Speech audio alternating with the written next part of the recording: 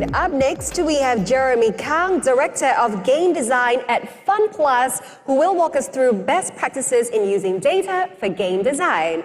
Using data in game design is becoming increasingly essential, especially in mobile games, where business and design often go hand in hand. Now, with over 14 years of game design experience with stints in companies including Konami and King, Jeremy has spent the last 7 years in Europe designing mobile free-to-play games, including the hit casual game Candy Crush Friends Saga. Ooh, I love that game. So please put your hands together and join me to welcome Jeremy.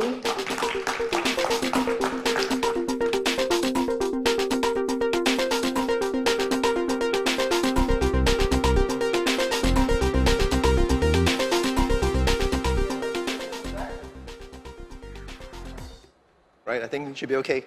Hi, my name is Jeremy. I'm a director of game design in FunPlus Stockholm, and I'm really glad to be here. It's really just so amazing to be on a stage again, considering the circumstance. So this is pretty unbelievable in our this world. Today we'll be talking about using data in game design. A little bit about myself, like Fiona mentioned. I'm originally from Singapore. I started my career here, and then in 2014 I moved up to Berlin, joined King, worked on casual games, and then in 2017 I moved even further up north, where it was colder and darker, to Stockholm, and worked on more casual games, including Candy Crush Friends. I've been in companies like Konami, King, and currently I'm at a brand new studio in Stockholm under FunPlus, where they started it in 2019. The first game that I ever played that made me fall in love with gaming is this game, the original Super Mario Brothers. And my favorite game of all time is this game, The Legend of Zelda, specifically the Ocarina of Time. Remember so many good memories of being a teenager, waking up just wanting to go into the world of Hyrule in 3D for the first time. One of my fondest memories in my career was this moment. About roughly 3 years ago, we launched Candy Crush Friends. We had a really huge launch party in Manhattan, New York, and we had the game projected on like one of these huge buildings in Manhattan. Guests could come and play the game, get a high score, and in the process, we actually broke a Guinness World Record of having the most, like literally the largest projected game like ever. So today I'll be talking about using data in game design, and we're going to cover a few different topics, like why use data in game design, what type of data is useful for game designers, how to use data in game design, and hopefully we have some time for some questions. The reason why I'm choosing to do this topic is that free-to-play is generally not really new, but when I started in this business, when I started doing free-to-play games, a lot of these things for a game designer coming from more traditional game design experience was really new to me. And I had to go to a lot of different sources to try to find an overview of how this worked. And today, even when we have new team members coming in to our teams from AAA or from indie, they're not really used to the database approach in game design. So this talk is meant to give an overview of how this works. So if you think about game designers, or if you think about game design, right, you'll probably think about a few famous game designers. And chances are you will recognize some of these faces here, right, like Miyamoto or Kojima. And these people are legendary visionaries. They have the supernatural ability to be able to see games like in their heads probably, the whole game, and they know what's fun, they know what works. And they're able to rally teams of a few hundred people behind them to make the games in their heads. It's quite likely that the development methodology that they use for such games, it's waterfall game design, where it is based on executing on a creative vision in a sequential manner, meaning that the designers tell the artists and the developers what to make, and they execute on it. It's still a really common methodology in box product games like PC and console. And the main objective of these games is player entertainment. It's meant to entertain the player, and that's the value of the games. In recent years, there's been a slightly different school of design, which is data-based game design, that is based on constant iteration with live player data. So the idea here is to launch a game, build it in a really small part, launch a game quite early, and then start putting it into the hands of players and looking at the live data, and then iterating based on that. This is the primary design methodology in free-to-play mobile games. And the main objectives here is still fun, but it's fun measured in what we call player retention and engagement. So why use data in game design? Game design is tough. Making games is hard. I can tell you that as a game designer, it's really, really hard. And for a designer, there's a lot of unknowns, there's a lot of guesswork, and using data is one way of trying to reduce some of the guesswork and some of the unknowns that goes into the design of the game. If you set it up right, it has faster and more constant feedback loops, which reduces the overall risk factor, because instead of making a game for 2 years in isolation, and then putting it into the hands of the players for the first time 2 years later when everything is like more or less done, you are putting it into the hands of players a lot sooner, and that reduces your overall risk. It also helps to identify high-impact areas to maximize returns of effort. This is especially important for mobile game teams, which are not really huge, right? Sometimes the game teams are 25 or 30 people, and we are normally focusing on one thing at a time. And having data to tell us what to focus on or how we're doing is really, really important for a small team. Also, for designers, what's really important is that having data set up properly gives you proper quantitative insight into actual player behavior. You are able to know which skills the players are using, what the players are buying, which costumes they are wearing. And it allows you to make some pretty good guesses on what their behavior is. So one very classic example of how data shaped game design is in Candy Crush Saga. Candy Crush Saga started like a lot of other games. Like the designer had an idea to make a match 3 game with a power-up combo system. And this was king in a very, very different era. This was king where they had a web portal. These games were meant to be browser games that players played for high score. And somewhere in 2011, 2010, Facebook became really big, and Farmville became really big, and King wanted a slice of the pie. So they wanted to port their games over to Facebook in some sort of way, but they realized that the way that their games are designed wasn't ideal for what was trendy back then. They needed something that gave the game more longevity, that made players come back. So what they did was that they actually prototyped 6 different meta games. And the one that ended up winning, the one that retained players the best, is the one that you see in the game today, which is what we call the Saga progression meta. So they used data to inform their choice on that. They picked the top games from the website, and then with a little bit of luck, with technology coming in, smartphones becoming really popular, people wanted something familiar to play, and then that was how that moment of zeitgeist was created. And Candy Crush, the original Candy Crush, is still doing really well today. So what type of data is useful for game designers? Because if you just look at data, it can be really overwhelming, right? And the important thing is that for designers to be able to identify what is important to look at so that we can make the best educated guesses on our design. If we take a step back, all the way back, right? And we think about what is the single most important question for a game designer. It's often this: is it fun? Right? That's what the game designer's main responsibility is. Is the game fun? But the problem with fun is that fun is, number one, really hard to quantify. How do you know if something is fun or not? How do you know how fun it is? And also, it's really subjective to individual preferences, right? What's fun for you might not be fun for me. And then you have a lot of other questions that come into play, like who is it fun for? Why would it be fun? Like how long will the fun last? Is it fun enough for players to tell their friends? And a lot of these questions are really hard to answer, but what the general standard is in the industry is that instead of trying to figure out why, the assumption is that if the game is fun and the game is sticky, the players will come back the next day for one reason or another. And that's where we have what we call retention, to measure how fun a game is, right? And then you have short-term and long-term retention, thinking about how fun it is over the period of time. And that leads to another question, which is, if it's fun, how long are the players playing? And that's measured using engagement, which is through session counts and session length. And at some point in a free-to-play game, you want to know that if your game is fun, if the players are spending time, will the players pay for it? And that's where monetization comes into play, right? What's making the players pay? How many % of them are paying, and how much are they spending? And also another factor that's quite important is virality. Is there something in the game that is so fun that will make the players want to share the game with their friends. And one common practice for game designers working in like database, game design, or free-to-play is that when you design a new feature, you are designing something for fun, but in which way? And normally you couple that with one of these metrics to think about, like, is it meant to be a retention feature? Is it meant to be an engagement feature? Or is it meant to be a monetization feature? Something that I wish somebody told me earlier in my career is how this fits together. And it took me a little while before I actually figured it out, because as a designer, I'm focused on fun, right? And fun translates to retention, but how does that lead to all the other factors?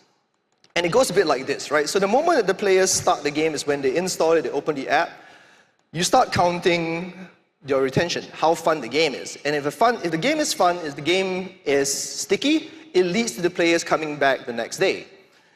At the same time, you are also measuring how much time they're spending in the game. If the game is fun, they will be spending more time in your game.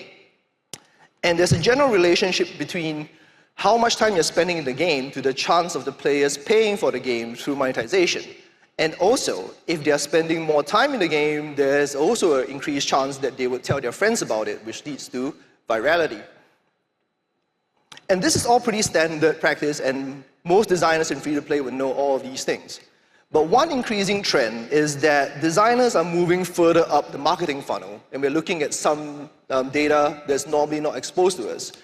Everything that we spoke about, retention, engagement, that's normally right at the bottom, like of the funnel, where the player actually starts installing the app and starts playing the game. That is normally the responsibility of the game team. But the journey of an app starts before that.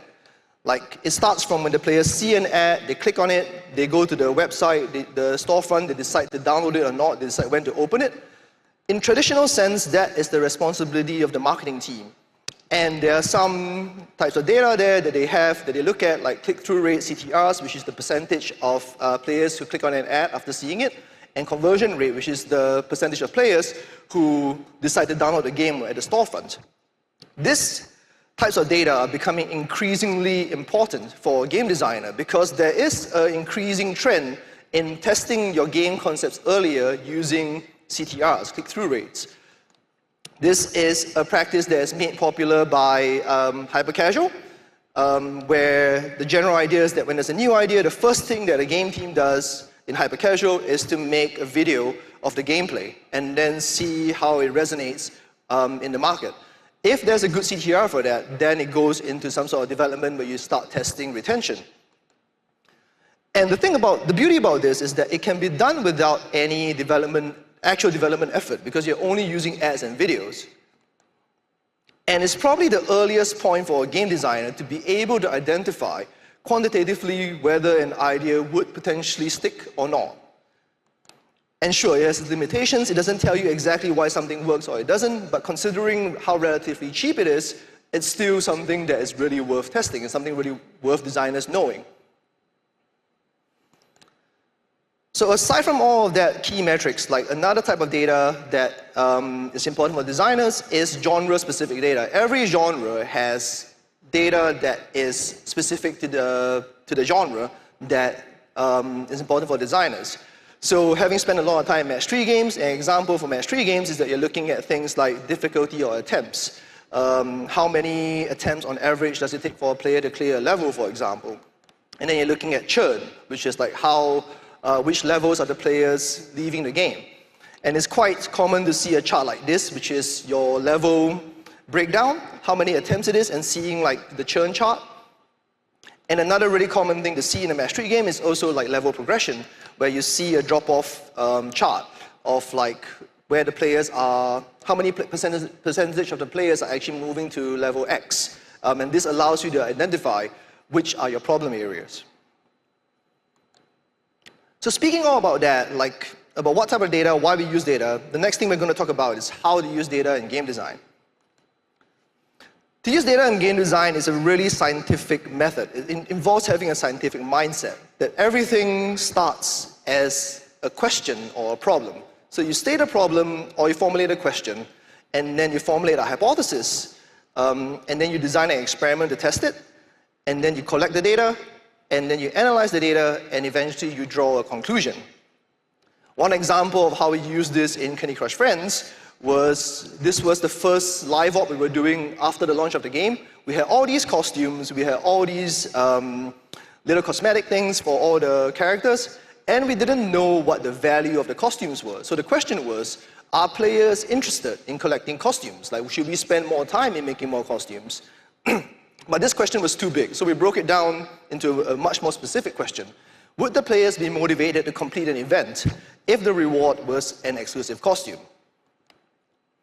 So the hypothesis is that we believe that the players will be motivated to complete a live event if the reward was an exclusive costume. And we designed an experiment, we designed an A/B test, where there was one version of the event where the costume was the reward, and there was another version where the reward was more generic boosters. We rolled this out to all the players, distributed them randomly into like the 2 different test cases, and then we got the data, and the data showed that the case with the exclusive reward actually had higher completion for the event. So the conclusion was that, yes, players are motivated to complete events for exclusive rewards, and this infers that there is value in creating more costumes because it's something that the players are interested in. And this general DNA of testing followed through the whole development and launch process of Candy Crush Friends. At one point, we were testing 4 different versions of how the characters would be deploying power-ups. We also tested the reward boxes, how frequently they should drop, how big they should be, what they should contain. And at one point, we even had a really big test with 2 different versions of the meta game. One version of the meta was what we see now with the normal progression, and another one was a meta that had a parallel track that unlocked story boxes that you got cutscenes from. And that one didn't test well, and we decided to scrape it in the last few months before launch. The thing about this is that database game design in general is an iterative process. It's not that different from a normal iterative game design process where you conceptualize, you prototype it, you playtest it, and you evaluate it. As you can see, it's mapped to like the steps that I just mentioned: identifying the question, designing the test cases, collecting the data, analyzing the results. The big difference here, however, is that in the playtest or the data collection, instead of playtesting qualitatively on a small set of players, you are doing this on a much larger scale to getting live data. And one way that is applied, this iteration, this iterative mindset, is to work on one matrix at a time. So it's very common in a free-to-play game that you start doing the game, you focus on core gameplay, and what you're measuring is day 1 retention, how fun your core loop is. And then once you have mastered that, you go on to the next one. You go on to day 7, which gives you an indication of how your core loop is performing. And then once that looks good, you go even further down the retention curve into day 30, which is your meta game, your economy, and how it balances out. There is an increasing discussion on when to use data and how to use it. So there are 3 terms here that are quite common nowadays. Number 1 is to be data-driven, which is letting the data guide your decision-making process. Number 2 is being data-informed, where you let the data act as some sort of check or validation on your gut feeling and your intuition. And number 3 is being data-inspired, where you use data to spot trends and explore ideas. Different companies have different weightage of how they use it. For example, Zynga is slightly more data-driven and Supercell is slightly more data-informed, where the game teams build the game that they envision making, and they use data as a check on whether that is something that the players agree with or not. My personal stance is that there is a time and place for each of these methods. If you're answering a specific question that has a really clear condition of being able to decide, then data-driven is something that you can use. Like, should I give the players 5 lives or 10 lives, right? It's something that is really easy to determine. If you're building something new, something that requires quite a bit of guesswork, then being data-informed is good, where you build it to a certain extent, and then you use the data to validate it. And if you are just exploring it, being data-inspired, where you use data to spot trends and explore ideas, that would be a good approach. Of course, there are limitations of how to use data. Number 1, data can be used to answer really specific questions. It is less effective in larger strategic thinking or design thinking. Number two, like I mentioned, data is good for validation, but it is not predictive. It's not going to tell you what's the next hit that's going to be out in the market. It's not going to tell you what's the next game that's going to make. And that leads to point number three, which is data cannot be used for identifying the innovation direction of a game. That still very much has to come from somebody who has a good gut feeling about it, who is passionate about making it, and then using data to kind of validate that. And that leads me to my final point for a game designer. There are times where data is not going to lead you there and intuition comes into play, right? Where you just have to use the force. As a game designer, one of our biggest value add to the team is that we normally have a pretty good gut feeling of what works or what doesn't work, and sometimes you just have to trust it. Some of the biggest global hits, like they did not become hits based on data if you initially measured it. Puzzles and Dragons and Brawl Stars, they all went through a lot of cycles of trying to improve on not so positive data when the game started. But somebody believed in it and somebody persevered, and in the end, this became global hits. And yep, so in summary, what did we cover today? We covered using data in design helps to reduce risks and take away unknowns in game design. It's a main measure of fun through retention. You're also looking at other things, engagement, monetization, virality. There's an increasing trend in using CTR, CVR to test concepts early. And then you're using data in design is having a scientific mindset of formulating and testing hypothesis and iteration. And know when to be data-driven, data-informed, and data-inspired.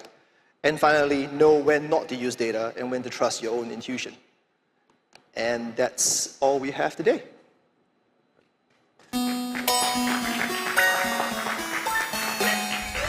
Thank you so much for your sharing, Jeremy. It's so nice to hear from you and also see you in person as well. Yes, it's amazing. So, of course, we do have some questions coming in for you, as you can see on the monitor here. But before we throw it to our guests online, perhaps I'd like to ask any of our audience here on site, have any questions for Jeremy? You can raise up your hands, and my colleague will pass a microphone over to you. So don't be shy. Any questions from the ground? Going once? Going twice? Okay, let's take the online questions instead, shall we? Yep. Okay, so this one is how to extend a game's replay value. What are some of your personal favorite modes?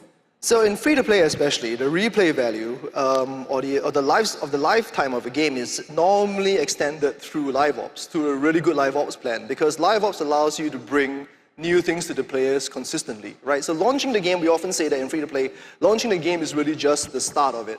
Like, it's really just the start of the marathon, and what you do after, all the ops and all the new features that you bring in after that, that actually is when the battle really, really starts.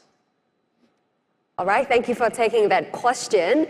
And also, let's take a look at the next question that was sent in online. Is there any way this could be applied on the game design on PC or console games? Yes, so when I was in King, we had a chat with some people from Activision and Blizzard, and even in games like Call of Duty and in World of Warcraft, they're often tracking what the players are actually doing and looking at that, right? But I think having the data is one thing, but then knowing what to do with it is something else. I think somebody in Call of Duty told me that they were tracking every single bullet, and I was like, okay, why would you do that? What does it tell you? Maybe it tells them accuracy of a gun, maybe, right? But maybe that's how you apply it.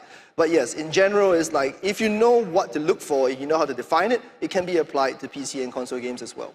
All right, thank you for sharing that with us. Now, let's take a look at the other question. Oh, there we go. What ratio of paying and non-paying gamers do you think you should have in the game to keep us developing the game? This should be from a game developer. Yeah, this right? is a really interesting one, and this really depends on like the genre. Yeah. If you're doing something more mass market, like even if you see like 3% of the players paying for anything in your game, right? That's already considered as pretty good, right? If you're doing a strategy game, maybe you need like something above 10% to actually be considered as worthwhile to keep doing the game. Well, that's a really smart thing to do. I mean, I'm not a game developer, but I play games on my mobile phones and on PC, on consoles as well. And I really think it's a really smart move to get players to, pay for upgrades sometimes. And I'm hooked onto it. I can't stop. So I think that you guys are doing such a good job with that.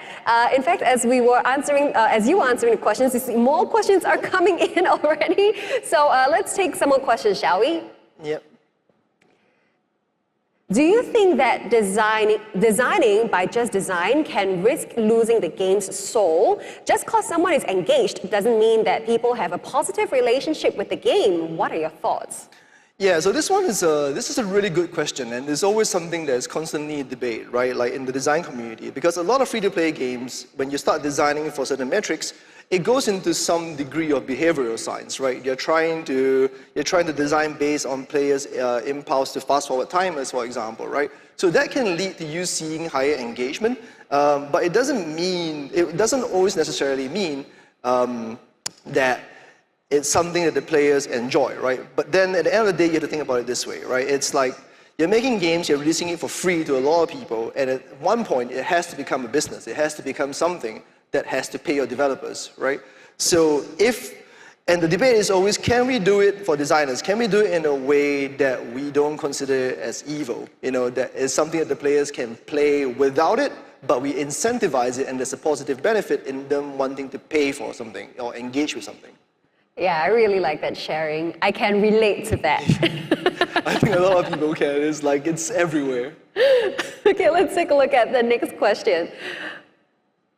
Are you saying that we need both gut feeling and analytical mindset to be a good game designer? How do you develop a good gut feeling over time, and how do you measure that? Wow, this is a really good question. At one point in my career, I was teaching game design, right? And when I was teaching game design to a lot of students, one of my conclusions was that gut feeling is really hard to teach. You can teach them how to think. You can teach them generally what to look for. But in the end, it still comes down to, like, maybe it's a natural talent. Like, for example, like, not everybody is Kojima, not everybody is Miyamoto, because they have really strong gut feelings, right? And maybe it's okay that not everybody is that way. That's why having data gives you a lot more of an indication of whether you're going to the right direction or not, you know, and you're able to test it earlier rather than like putting something out 2 years after building it in your head and then only seeing the results after that. All right, so thank you so much for taking the questions for us, Jeremy. It's been very, very insightful, and it's a joy chatting with you as well. As we took a quick glimpse, there are some more questions that came in, but unfortunately, because due to constraint of time, we're unable to take all the questions. But you guys can also get in touch with Jeremy on Hubilo as well. Yep. All right, thank you so much. Thank you so much. Jeremy Kang, ladies and gentlemen. Thank you.